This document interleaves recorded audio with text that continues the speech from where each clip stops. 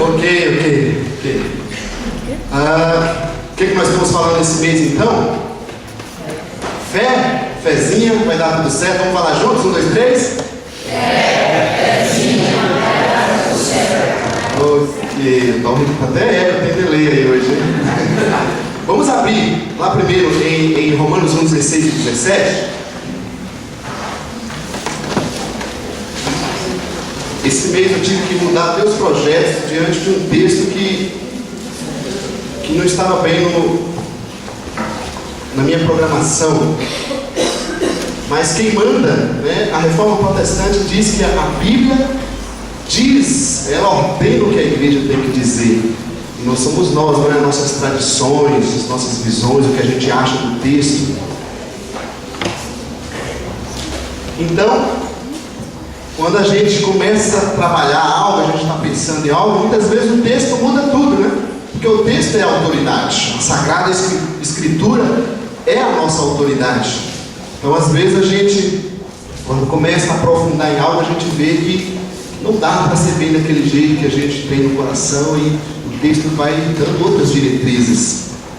Gostaria de ler novamente esse texto em primeiro lugar, para a gente rever aqui. Vamos ler então 1, 16 e 17, diz assim: não me envergonhe do Evangelho, porque é o poder de Deus para a salvação de todo aquele que crê, primeiro do judeu, depois do grego, porque no Evangelho é revelada a justiça de Deus, uma justiça que do princípio ao fim é pela fé, como está escrito, o justo viverá pela fé, ou da fé, dependendo de algumas traduções aí. Então, semana passada, nós falamos que o nosso interesse, como eu falei no primeiro domingo, era na verdade falar da fé da Escritura apenas nesse versículo, nesses 2 versículos. Mas na verdade esses 2 versículos nos levam a uma grande profundidade da Escritura Sagrada que a gente tem que mexer e gastar mais tempo, né? Então, a semana passada a gente falou do Evangelho, foi ou não foi? Sim ou não? Sim. Como é o Evangelho de Cristo? Como a gente tem visto, pelo menos lá em Romanos 5, do versículo 12 até o 21, que a gente meditou na semana passada. Será que o Evangelho de Cristo, que a Escritura mostra, muitas vezes não está diferente do que aquilo que os pregadores, nós, como igreja, estamos mostrando? Parece diferente ou não, igreja? Então, muitas vezes parece que estamos fazendo bastante pregações, como é verdade, mas não estamos usando as pregações para apresentar o Evangelho. Estamos fazendo bastante canções, mas não estamos transmitindo nessas canções o Evangelho. Estamos fazendo bastante eventos, encontros da igreja, mas não estamos fazendo desses eventos para transmitir o Evangelho. Temos bastantes pessoas que dizem crer em Deus, gostar de participar da igreja, dos grupos pequenos. No entanto, a gente parece que não vê essas pessoas gostando de viver o Evangelho. Tem algo estranho, porque a igreja de Cristo não é um grupo social, não é um clube de futebol, apesar que é algo bom, né? Pessoas que gostam de determinada coisa, determinada atividade. Esse grupo de pessoas, ou todos os grupos de pessoas, para se formar a igreja de Cristo, precisa entender e viver, um ajudando o outro, o Evangelho de Jesus. Apenas o Evangelho. Então nosso interesse é chegar na fé. Como o texto mostra para a gente, o que você leu aí no primeiro versículo, versículo 16? O Evangelho é o quê? Para quê?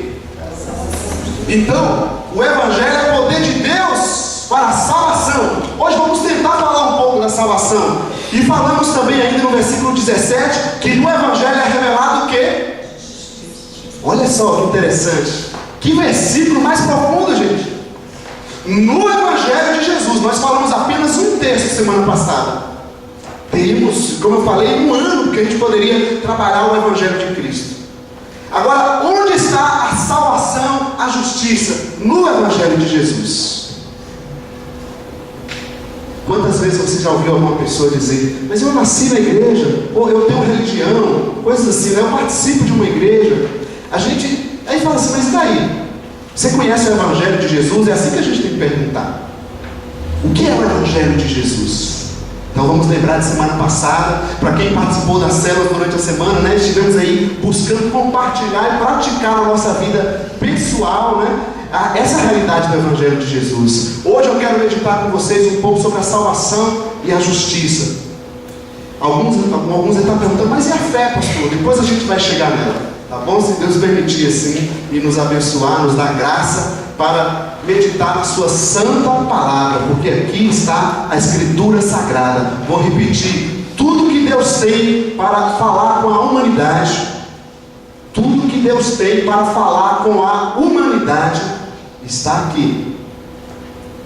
Toda a revelação de Deus, tudo que nós podemos saber de Deus está aqui. Deixa eu tirar a esteira dessa bateria que eu estou incomodado com ela. Aí você diz às vezes, mas pastor, e aqueles dons espirituais? Quando o irmão vem e fala para a gente, olha, Deus me mostrou algo. Amém, gente, tem parte, tem sentido, a gente pode falar em outras oportunidades. Mas essas palavras, esses dons precisam estar baseadas aqui. Mas aquela canção bonita que a gente ouviu, aquela canção bonita precisa estar fundamentada aqui. E aquela pessoa que fala maravilhosamente, pastor, quando ele fala a gente arrepia, aquela palavra dele precisa estar fundamentada aqui, senão não passa de um bom comunicador. Não é difícil ser um bom comunicador, não é o meu caso, mas não é difícil. Não é? Agora, entre ser um bom comunicador e transmitir o Evangelho é diferente. Tudo bem? Você está aí comigo? Podemos aprofundar, mergulhar nesse oceano de Deus mais uma vez, abrir o coração, a mente, deixar que Ele possa falar, que o Espírito Santo possa falar. Nós somos limitados, né, nesse compartilhar. Durante as semanas, os grupos estarão voltando nesse texto, cada um compartilhando como Deus está mostrando, como está buscando viver. Então assim, a gente consegue aprofundar mais e desfrutar das opiniões de cada um. Hoje aqui vocês vão ter que me aguentar um pouquinho, mas eu peço a sua atenção na Escritura. Então, queridos, vamos olhar a primeira frase que a gente viu, Romanos 1,16. No Evangelho, a segunda, na verdade, é revelada a justiça. Vamos começar pela justiça. Versículo 17 de Romanos 1. Vamos então. Como é que o ser humano tem buscado ser justo? Eu trouxe aqui algumas imagens. Como o ser humano se sente justo? Por exemplo, essa imagem, o que demonstra para você? Isso aqui é chamado autoflagelação. Está dando para enxergar aí? Olha que engraçado, entre o Evangelho e as práticas religiosas. Isso aqui é praticado em muitas religiões. Muitas religiões.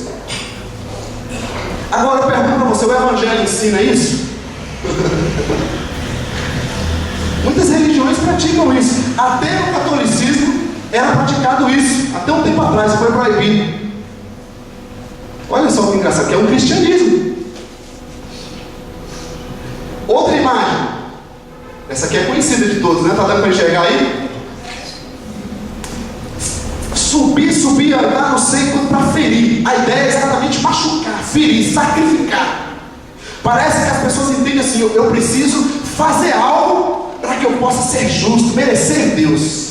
Então o que eu vou fazer? Eu preciso me ferir. Tem alguns lugares, eu não trouxe essa imagem, mas algumas pessoas, eles furaram as suas mãos, literalmente, né, como Cristo. Mas sabe de uma coisa, eles não sabem. Eles podem furar a mão, o corpo, furar a cabeça, furar tudo, se matar, que não vai fazer o mesmo sacrifício que Cristo fez, porque eles não são Cristo. Na Bíblia diz que não há um justo sequer. O ser humano, você pode fazer qualquer coisa, qualquer tipo de sacrifício, que não vai adiantar. Porque não são sacrifícios humanos que vão nos dar essa justiça que Deus está dizendo aqui no texto, que no Evangelho é revelada a justiça. É no Evangelho. Eu não quero de forma alguma que você pense e fale mal. Nós estamos querendo criticar a fé de ninguém. Muitas vezes a pessoa está buscando Deus de uma forma errada, mas está buscando. Explique o Evangelho para ela. Vou mostrar uma outra imagem. Uma imagem boa, né? Você vê um mendigo na rua. Tem outros, poderia ter outras coisas. Por exemplo, tem Tem religiões que praticam, incentivam as boas obras. O espiritismo no Brasil é muito famoso. As grandes obras sociais, está errado fazer obra social, pastor? Muito pelo contrário, temos que fazer sim. A diferença é ajudar o próximo, servir o próximo, fazer uma obra social para ser justo, alcançar a salvação, e fazer a bondade, a obra social, ajudar o próximo, porque somos salvos. É diferente. Fazer para receber de Deus algo, ou fazer porque já recebemos dele algo.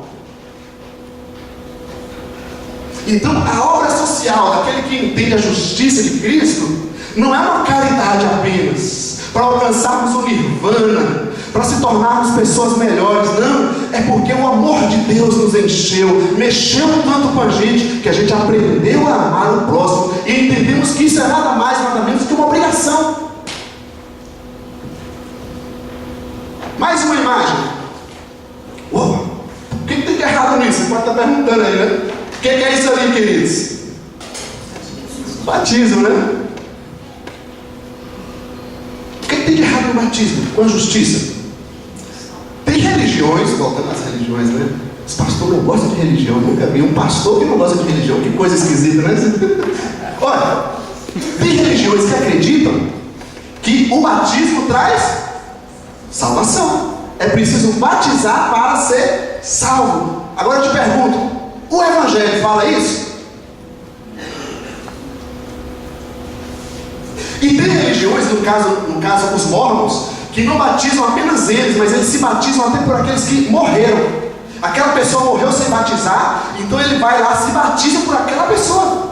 Olha a importância da gente estudar a Bíblia, gente. Fazer a EBM, entender. No módulo 2 a gente já dá algumas bases sobre isso. As diferenças religiosas, o que a Bíblia mostra, o que as religiões mostram. E a gente vai ter mais por aí à frente. Muitas vezes a gente está confundindo. Quem sabe tem cristãos evangélicos, protestantes, que creem no Evangelho e está crendo assim também, achando que o batismo salvou ele já foi batizado. E às vezes a gente fica naquela precipitação, não é isso?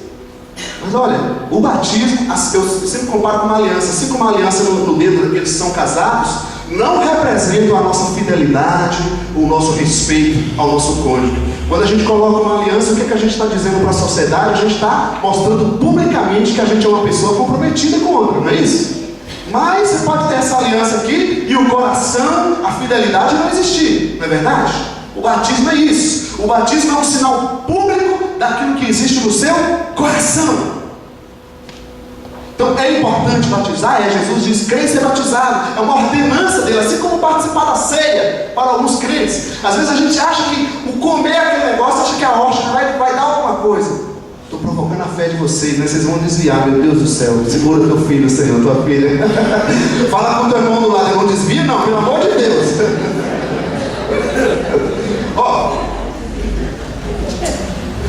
entenda que o batismo, a gente só quer dizer para todo mundo, olha, eu sou de Cristo, Ele mudou minha vida, Ele me transformou. Mas não é o batismo que me salvou. Quem me salvou foi Jesus, foi o Evangelho do Senhor.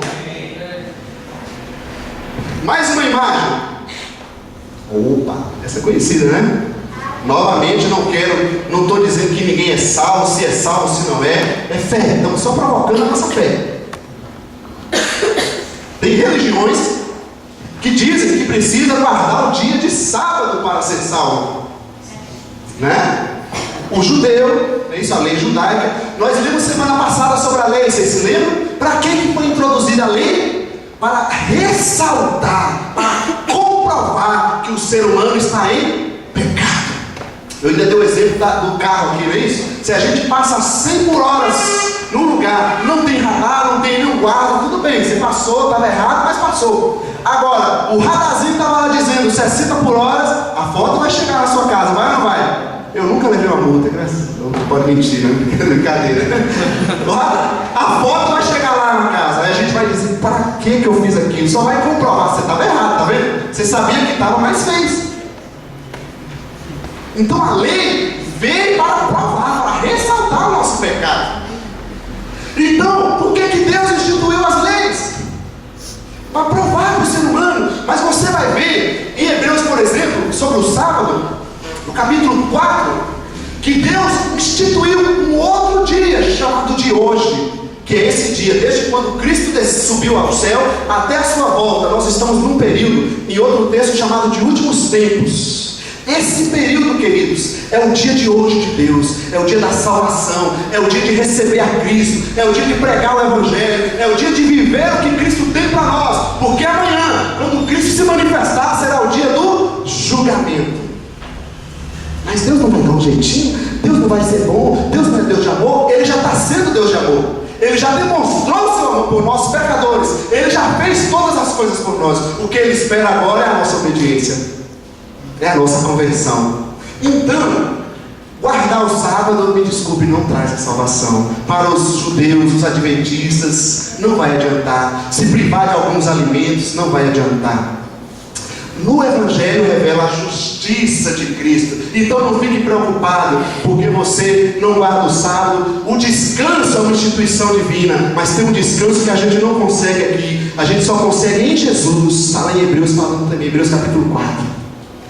Mais uma imagem para você.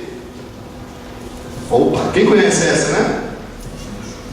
As burcas, né? Burcas, fala baiano. Aí você diz, pastor, mas é lá aquela religião. Mas veja bem, quantas igrejas evangélicas também têm usos e costumes? Falei que hoje eu vou provocar a fé, tá? É mês de fé. Não basta colocar apenas o uso e costume. Tudo bem, a roupa é proibida, não é proibido, tudo bem. A questão, gente, é que você pode vestir isso, vestir aquilo, você pode vestir o que você quiser, sendo decente, que é o que o Evangelho fala, não é isso? Cuidando do seu corpo, sendo decente. Para mim não importa se você veste saia, se você veste calça, se você tampa o rosto, se você não tampa o rosto. Só entenda o seguinte: isso não te torna justo, isso não te torna salvo. O que te torna salvo é o Evangelho, é aquilo que Cristo fez por você. Não troque, não humilhe o sacrifício do Deus vivo por uma peça de roupa. Entende? Não tem problema nenhum, você quer vestir, você veste. Agora, não ache que isso te salva. Nós não podemos nos apegar nessas coisas, achar que a nossa salvação está nisso. A salvação, a justiça está no Evangelho de Jesus. Quantas vezes a gente despreza as pessoas pelas aparências, não é? Chegou alguém que não veste mais ou menos igual você gosta de vestir, você já trata diferente. E a igreja é o lugar de amar as pessoas.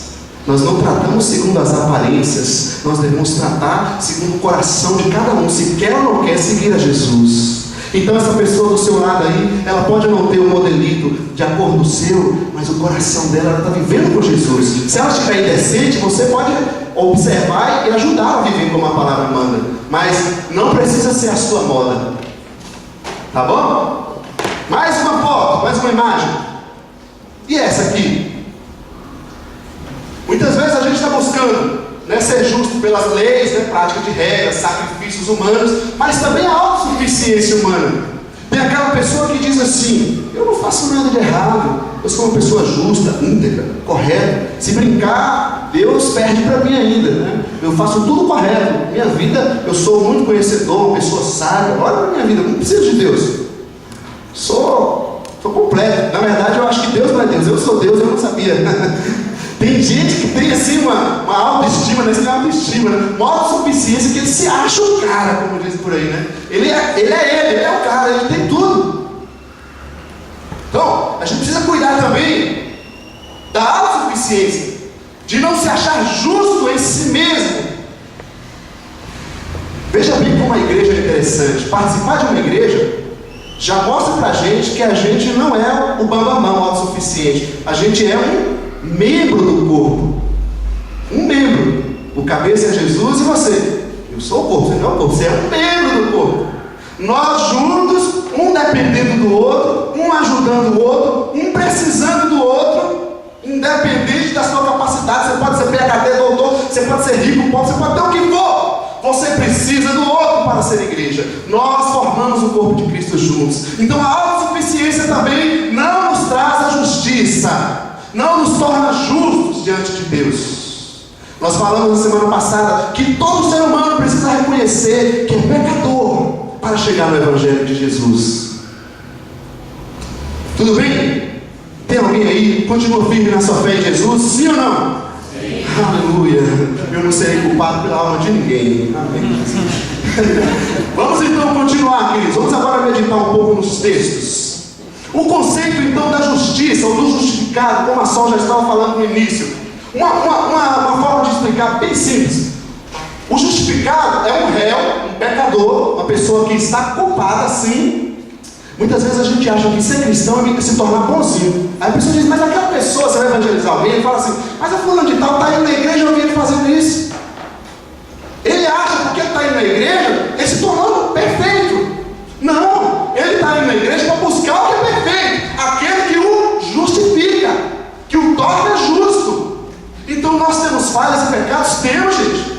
Temos que fazer uma diferença entre o pecado original, na descendência de Adão, e os pecados após a nossa vida, que a gente se entrega a Cristo. Não é isso?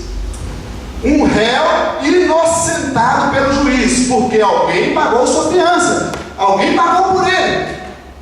É mais ou menos assim. Chega ali o Daniel, só uso o Daniel, eu vou usar seu Benedito hoje. Chega seu Benedito, pecador, pensando em coisas más aí, roubou, matou, tudo de ruim que você pode pensar na sociedade. Misericórdia, né? É só um exemplo, seu Benedito, fica tranquilo. E aí, tá o juiz lá e foi condenado 100 anos de prisão, estupro. Falando nisso, vocês viram o que aconteceu lá no Rio, né? Que absurdo, né, gente? Olha o país. A jovem lá estrangeira lá estuprada dentro de uma van, não foi isso? Olha só, depois disso o ser humano está perfeito, não precisa de Deus não, está bonzinho, maravilhoso. O mundo está ótimo sem Deus, está maravilhoso, né? Então chega lá, São Benedito, acusado, condenado 100 anos. A justiça foi feita, está condenado. E aí, chega o juiz, Deus, vem, traz Jesus, coloca no lugar dele e diz assim, você está liberado. Agora, entenda bem, a gente acha que Deus não fez a justiça, Deus fez a justiça. Ele precisa fazer porque Ele é justo. A questão é que Ele não julgou no seu veredito, porque Ele não suportaria. Ele julgou em Jesus. Por isso que Ele teve que mandar o seu Filho nascer como nós, se tornar um ser humano real, para que Ele pudesse ser julgado em nosso lugar. Deus julgou. O julgamento foi realizado na pessoa de Jesus. Toda a ira de Deus, toda a justiça de Deus, toda a condenação do pecado que precisava ser feito, porque Deus é santo, é justo, e Ele não é com essa justiça nossa. Ele precisava julgar e Ele julgou, só que Ele não julgou em nós, Ele julgou na pessoa de Jesus. Ele recebeu todos os nossos pecados, toda a condenação, tudo que a gente merecia, Ele recebeu no nosso lugar. Aí Deus pode dizer para nós, você está liberado. Simples, né? Não viraria um caos? O quê? Um exemplo, né? Por exemplo, você falou que ele julgou por Jesus, certo? E se ele absolveu, por exemplo, o nosso amigo da frente, certo? E se, dependendo, se ele julgasse ele como uma boa pessoa e absolvesse, não viraria um caos. Se ele permanecesse sempre assim, continuaria o erro, verdade? Pelo que você passou. Exatamente. Deus julgou. Estou dizendo, o pecado humano foi julgado, mas não sobre o ser humano. Por isso é justiça, justificado. Veja bem, ele continuou um réu ou não? Ele continuou um réu, só que justificado. Deus imputou, colocou, não sobre nós, a nossa condenação, colocou sobre Jesus a nossa condenação. Aí nós vamos chegar mais para frente na fé, em todos os detalhes. Nós recebemos Jesus, tudo bem, passamos a viver. Veja bem, por isso que você pensa muitas vezes, pastor, já me entreguei a Jesus, eu estou querendo viver Jesus, mas eu estou tendo tentações, a dificuldade, muitas vezes eu minto, muitas vezes eu... queridos, porque a natureza pecaminosa continua em nós. Por isso que a gente precisa cultuar, a gente precisa ajudar uns aos outros para permanecer firmes na fé. Tudo bem? Agora mais um detalhe. Onde está então a justiça? Já está aqui, né? Onde é revelada a justiça? Não é nas obras humanas, é Evangelho de Jesus. Tudo bem aí, vamos continuando. Como é revelada a justiça? Que eu queria que você fosse lá no capítulo 5 de Romanos. Abre de novo. Como é revelada essa justiça de Deus?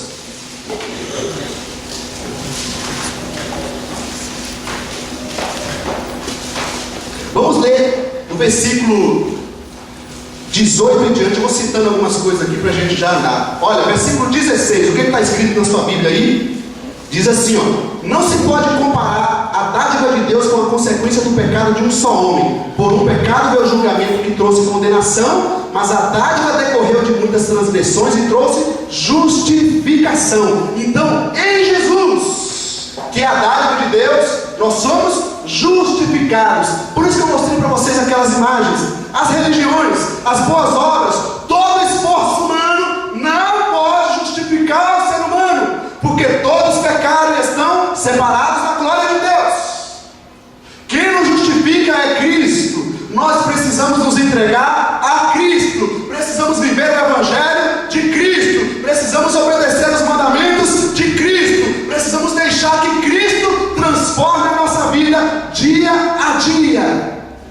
Mais um detalhe, versículo 17 diz assim: se pela transgressão de um só a morte reinou por meio dele, muito mais aqueles que recebem de Deus a imensa provisão da graça e a dádiva da justiça reinarão em vida por meio de um homem, Jesus Cristo. Então, como que nós recebemos essa justiça? Recebendo de Deus a dádiva da justiça, que é Cristo. Então veja bem, outra diferença. Apesar que Cristo morreu por todos, para que todos sejam justificados, é necessário que essas pessoas recebam a justiça. Não basta saber que Jesus morreu por nós, é necessário receber o que Ele fez por nós. Mais um detalhe, versículo 18, vamos ler primeiro. Consequentemente, assim como uma só transgressão resultou na condenação de todos os homens, assim também um só ato de justiça resultou na justificação que traz vida a todos. Um ato de justiça. Como é que nós somos justificados? Nós somos justificados por um ato de justiça, o ato de Cristo na cruz por nós. Isto nos justificou. Para você não confundir, só um parênteses. Não significa então Ele me justificou. Como é que eu vou viver agora? Eu não preciso me importar. Segura aí que a gente vai ver. Mais um detalhe sobre a justificação, versículo 19. Logo, assim como por meio da desobediência de um só homem muitos foram feitos pecadores, assim também por meio da obediência de um único homem muitos serão feitos justos. Então, Jesus não apenas morreu por nós, Jesus teve que nascer num corpo humano. Aqui já começou o sacrifício de Cristo. Deus, o Criador de todas as coisas, abandonar sua posição como Deus, Filipenses 2,5 fala disso, se tornar um ser humano. Se tornou um ser humano, mas não um simples ser humano. Um ser humano que virou servo, um ser humano para servir os pecadores. Não apenas um ser humano se tornou servo, um ser humano que se tornou servo e se entregou à morte em favor dos pecadores que deveriam todos morrer. Não apenas um ser humano que se tornou servo, que se entregou à morte, mas morte de cruz, a pior morte da história na época.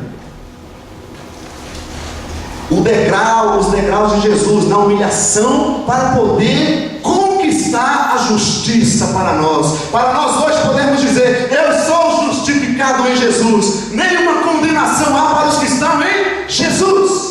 Você pode dizer isso? Nenhuma condenação há para os que estão em Jesus. Você não é condenado, nada pode te condenar, o teu passado não pode te condenar, as pessoas não podem te acusar, porque quem nos justifica é Jesus. Isso é bom, não é, gente? Porque a gente falha mesmo.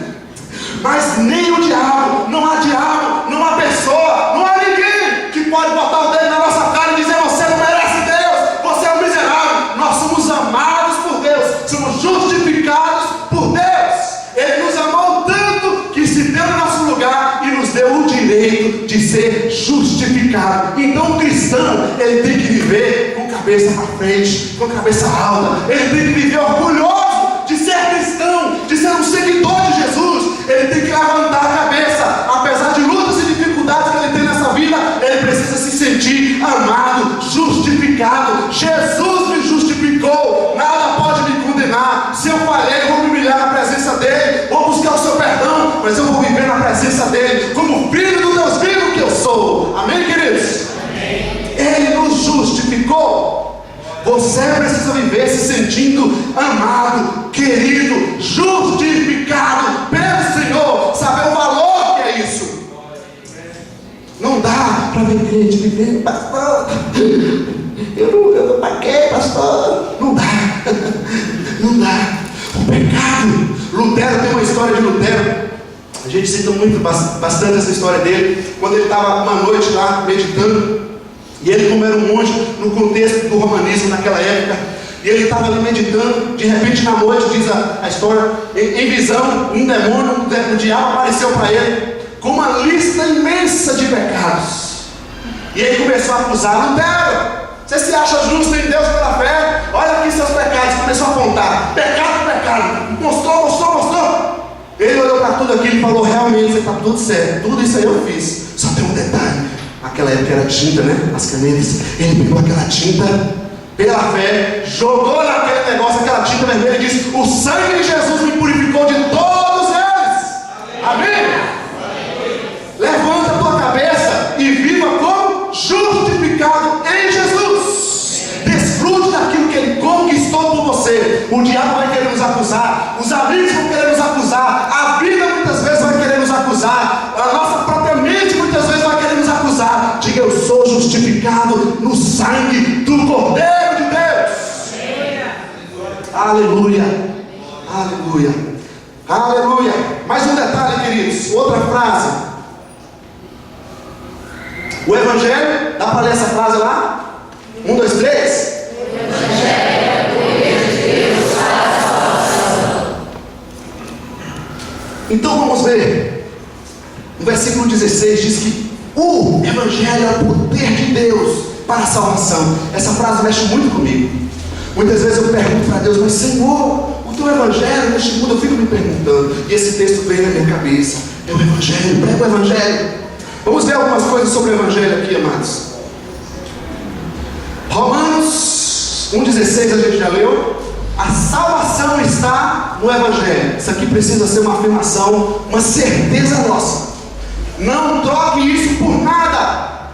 Por nada.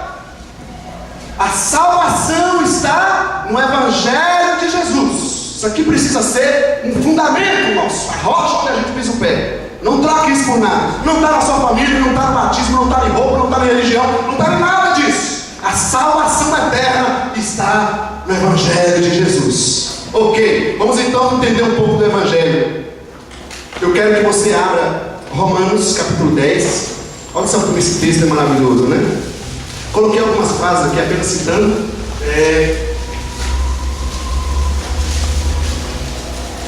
Versículo 14 diz assim: ó, como pois invocarão, 10:14, aquele em quem não creram. Então, invocarão aquele em quem não creram. Como crerão naquele de quem não ouviram falar? Então tudo bem, a salvação está no Evangelho de Jesus. O que então precisamos fazer? O que precisa acontecer com o Evangelho de Jesus? As pessoas precisam ouvir o Evangelho. Ouvir. Então você e eu precisamos falar do Evangelho. Porque a salvação não está nas pregações bonitinhas, nas canções. Se elas expressarem bem o Evangelho de Jesus, aí sim. As pessoas precisam ouvir o Evangelho. Se você já é uma pessoa que se entregou ao Evangelho, você precisa falar desse Evangelho. Porque senão as pessoas não experimentarão da salvação que está no Evangelho. Então eu falei na aula há pouco ali com o pessoal. Eu discordo um pouco daquela frase. Eu entendo o que ela quer dizer, mas eu discordo. Que pregue Jesus sempre. E como é que é? Se possível, use palavras. Eu entendo o que quer dizer isso no sentido de viver. É claro que a gente precisa viver. Senão, se eu falar o que eu não estou vivendo, não tem sentido, não é Evangelho. Mas amados, o Evangelho precisa ser falado. Se a pessoa não ouvir o Evangelho, ele não vai entender a salvação, ele não vai receber a salvação. Mais um detalhe sobre o Evangelho, nesse texto de Romanos 10. Coloquei aqui, as pessoas precisam de pessoas que falem do Evangelho. Olha só nesse texto: como ouvirão se não ouve quem pregue? E como pregarão? Isso aqui: como ouvirão se não ouve quem pregue? Quem é que está pregando? As pessoas precisam ouvir, em primeiro lugar, correto? Mas para elas ouvir, elas precisam de quê? De pessoas que falem. O Evangelho está a salvação está no Evangelho, tudo bem. Eu preciso ouvir do Evangelho. Para eu ouvir o Evangelho, alguém tem que falar do Evangelho. Você está falando do Evangelho? Precisa de pessoas que falem do Evangelho. E o que é que nós, as igrejas, estão fazendo? Juntam os crentes, todo mundo, e todo mundo ouve só o pastor e fica ali reunião após reunião, de segunda a segunda, todo mundo, todo dia parado igual aqui. Não, gente. Nós precisamos que vocês falem o Evangelho durante a semana. As células, os grupos pequenos é nada mais que isso. Cada pessoa, cada crente maduro, firme em Jesus, torne-se um líder, compartilhe Jesus para os seus amigos, para os seus parentes, fale de Jesus. Você tem a palavra de Deus em você. Precisa de pessoas para falar do Evangelho. Não basta só os pastores. Senão, para que é a igreja? Mais um detalhe. Vamos. O controle está revoltado comigo hoje. Passa aí, Bruno. Aí foi. Precisa enviar essas pessoas. Olha aqui. Como ouvirão se não ouve quem pregue? Versículo 15. E como pregarão se não forem enviados? É por isso que a gente está capacitando, que a gente está se responsabilizando, como diz em Efésios 4, 11 e 12. A função da liderança não é travar as pessoas nele, fazer com que todo mundo dependa dele. Tem igreja que acaba com todo mundo precisa da mão do pastor, porque só a mão do pastor serve. Não, gente. A função da liderança é capacitar cada cristão para que Deus o use, para que Deus manifeste o poder dele na vida dele. Assim a igreja vai estar transmitindo o Evangelho da forma que a Bíblia diz. Isso exclui a função da liderança de jeito nenhum. Para isso que o pastor tem que abençoar cada membro, para que cada membro possa viver o Evangelho de Jesus, aquilo que Deus tem para a vida dele. Você pode dizer amém a isso? Sim ou não? Amém. Glória a Deus. Mais um detalhe sobre o Evangelho. Estamos terminando, hein? Só faltam 3 partes. Porque o Cristo, o enviado de Deus, eu gosto de chamar assim, né? A palavra Cristo significa um ungido de Deus, o enviado de Deus. Porque o Cristo veio à terra. Vamos ler 1 João 3,8, lá no final da Bíblia. Um texto que é só ler no início, no livro, né? 1 João 3,8. Procura aí. Eu tomo mais um pouco de água.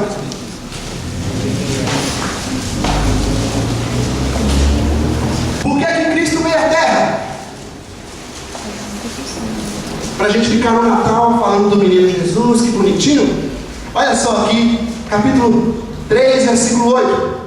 Aquele que pratica o pecado é do diabo, porque o diabo veio pecando desde o princípio. Veja agora, para isso o Filho de Deus se manifestou para destruir as obras do diabo. Preciso de 4 pessoas. Vou fazer uma ilustração aqui. Como é que significa isso? Das mãos. Então vamos entender, destruir as obras do diabo. A humanidade, como a gente falou a semana passada, antes de Jesus vir, o Samuel aqui é o representante da humanidade, tá? E aqui, esses 3 aqui, a corrente maligna, né? Esse momento. É a força diabólica que prendeu o ser humano. Tá? Porque onde o ser humano abriu as portas para o pecado, o diabo entrou. Eu vi uma frase que eu gostei bastante no livro, que a gente às vezes quer responsabilizar o diabo pelo pecado, né? Mas quem é responsável é o ser humano. E aí eu vi um livro falando assim, muito engraçado, que o que o diabo faz? Ele é um bom surfista. O ser humano cria as ondas, e o que ele faz? Oba! Ele vai surfando nos pecados, nas coisas que a gente vai criando. Então por isso que a Bíblia fala, não dê lugar ao diabo. Então, a humanidade aqui, Samuel, representando a humanidade sem Jesus. Os 3 aqui representando a força do diabo, do maligno que travou a humanidade. Então, quando Cristo vem à terra, o texto está dizendo que ele fez o quê? Ele veio para destruir as obras do diabo. Ele arrancou esse poder. O ser humano está aqui. Jesus veio na terra, queridos. Entenda isso. A humanidade está aqui. As obras do diabo que travavam o ser humano já foram quebradas por Jesus. Agora, veja bem, Jesus não força ninguém a vir a Ele. O Evangelho precisa ser anunciado, como a gente falou, precisa de pessoas para falar. Agora, para essa pessoa aqui, a humanidade, ouvir o Evangelho e entender que ela precisa vir a Jesus. Amém, gente? Amém. Deu para entender? Palmas para eles. Obrigado por isso.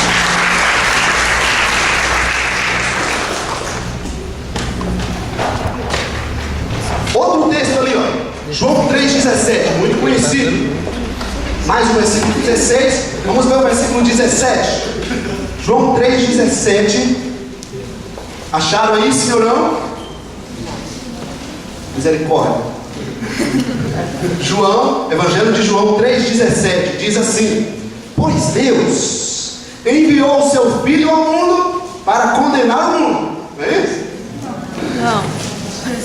Não para condenar o mundo, mas para que este fosse salvo por meio dele. A humanidade já está condenada sem Jesus, como a gente viu domingo passado, por causa do seu pecado. O que Deus fez, querido, foi enviar Jesus para libertar a humanidade. E eu acho graça às vezes que as pessoas dizem assim: ah, mas se Deus é bom, por que está me mandando para o inferno? Deus não está mandando ninguém para o inferno, Deus não está julgando ninguém. Deus veio para salvar a humanidade. A gente precisa mostrar o Evangelho para as pessoas. Ele não veio condenar ninguém, ele veio tirar as pessoas da condenação que elas já estão. Elas já estão condenadas pelo seu pecado.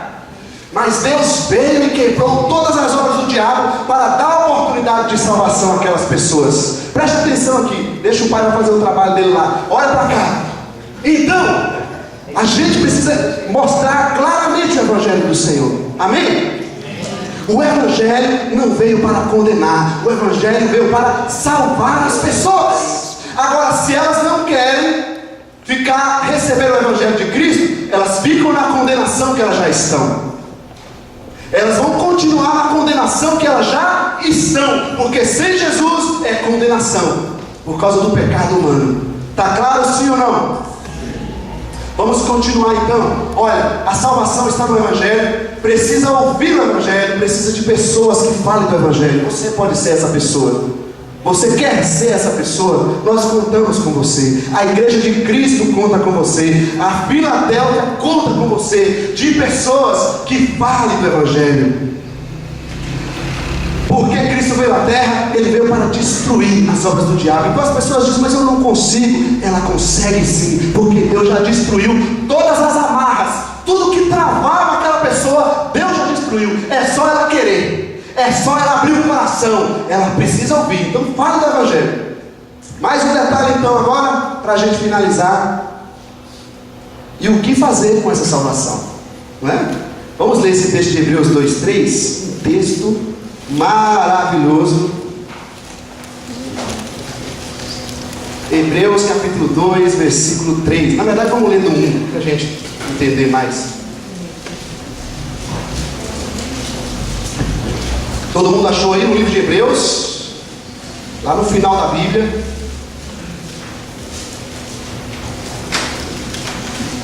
Capítulo 2. Logo depois de Apocalipse você vai achar. Isso, acharam aí? Vamos lá, capítulo 2, vamos ler o versículo 1 já.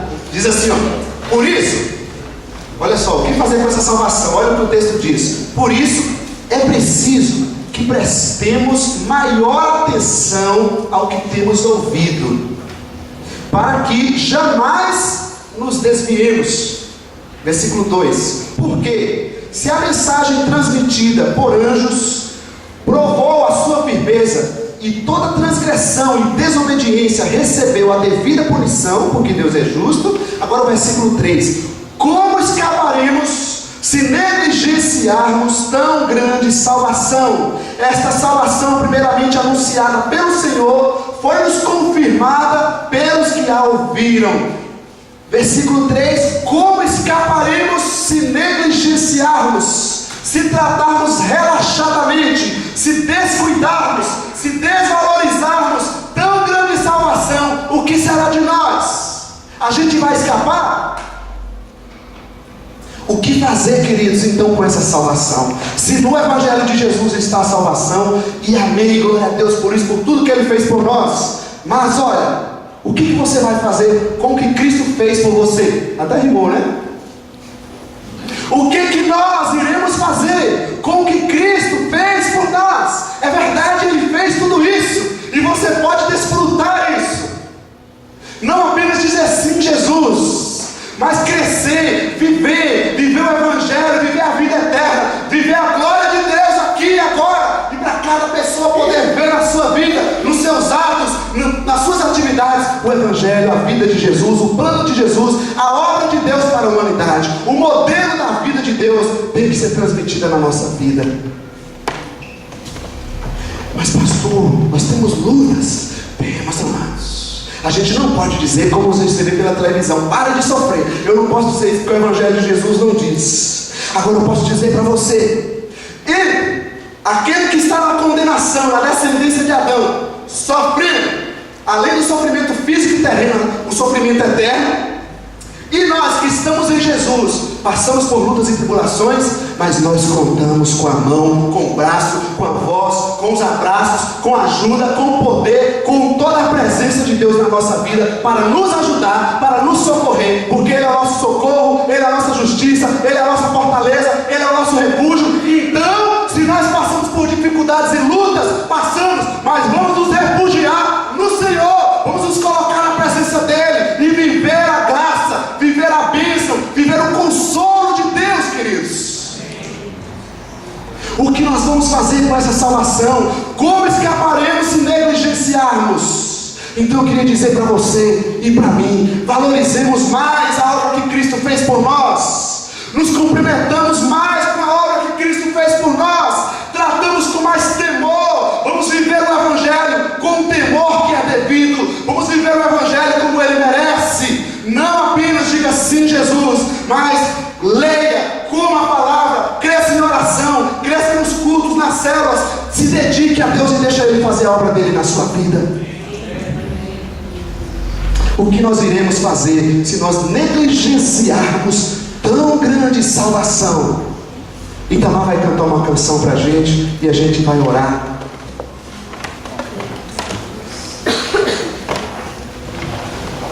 Diga para a pessoa do seu lado: não negligencie a salvação.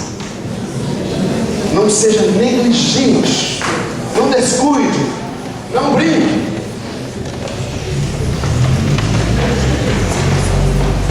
Vamos ouvir essa canção e após ela a gente vai orar.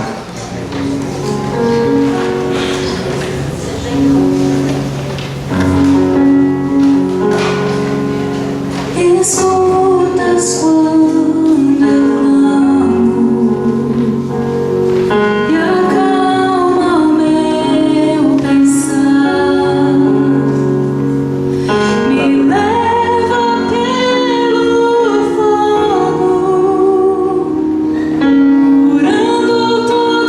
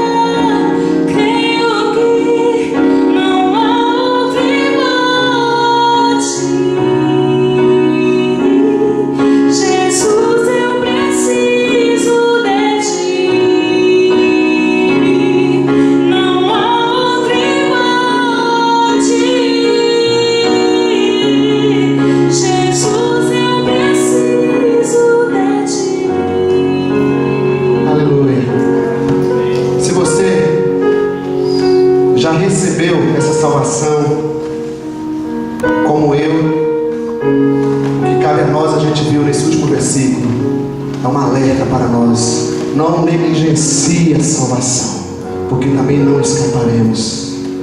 Nós precisamos orar nessa noite, para que possamos receber essa palavra, para que Deus possa fazer com que essa palavra mexa com todo o nosso ser, com toda a nossa história, com toda a nossa vida. Vamos colocar em pé.